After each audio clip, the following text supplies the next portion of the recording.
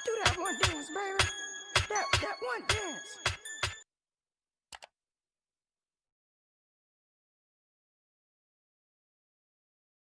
Assalamualaikum warahmatullahi wabarakatuh.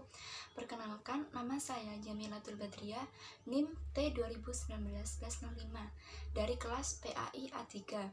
Saya akan menjelaskan mengenai problematika belajar dan pembelajaran untuk memenuhi tugas ujian akhir semester mata kuliah teori belajar dan pembelajaran.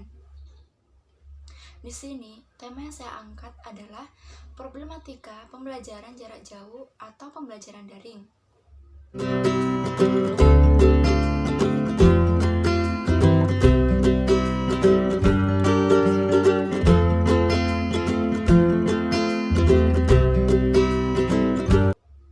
Pendidikan sangat penting bagi generasi muda penerus bangsa. Oleh karena itu, proses pembelajaran harus tetap terlaksana meskipun terdapat beberapa kendala seperti sekarang ini, yaitu pandemi COVID-19 yang mengharuskan menjaga jarak. Untuk itu dilaksanakan pembelajaran jarak jauh atau daring. Apa sih yang dimaksud dengan pembelajaran jarak jauh?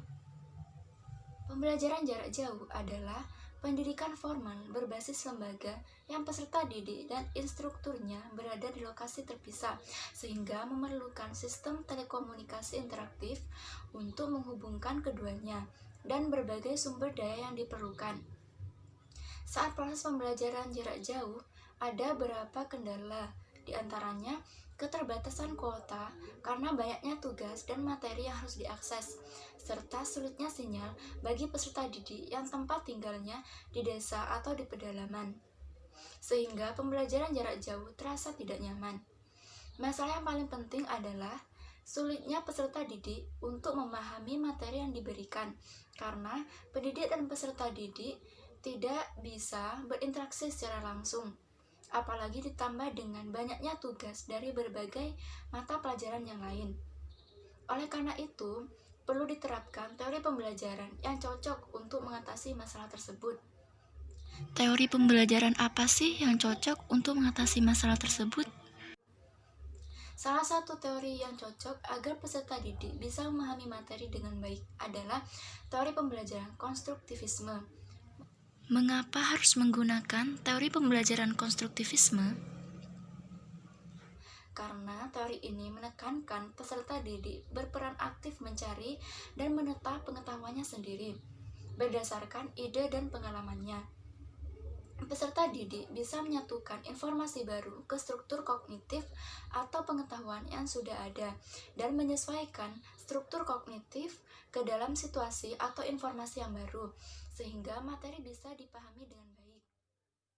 Kolaborasi dan diskusi antar peserta didik melalui via WA atau media pembelajaran lainnya akan membantu pemahaman yang sama tentang materi atau masalah dalam suatu bahasanya spesifik.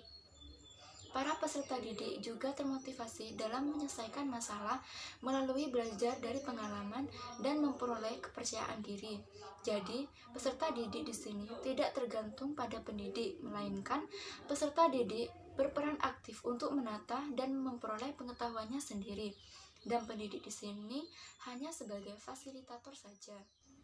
Selain pembelajaran konstruktivisme, teori pembelajaran humanistik juga bisa diterapkan. Karena ide pokok dari teori belajar humanistik adalah bagaimana siswa belajar mengarahkan diri sendiri sekaligus memotivasi diri sendiri dalam belajar, daripada sekedar menerima materi dalam proses pembelajaran. Pendidik juga harus memberikan motivasi kepada peserta didik agar lebih semangat. Dari beberapa penelitian, dengan mengerahkan dan memotivasi diri sendiri, siswa lebih memiliki motivasi besar untuk belajar, sehingga materi yang sulit untuk dipahami dapat dipahami dengan baik. Sekian dari saya, kurang lebihnya mohon maaf. Assalamualaikum warahmatullahi wabarakatuh. Do that one dance, baby. That one dance.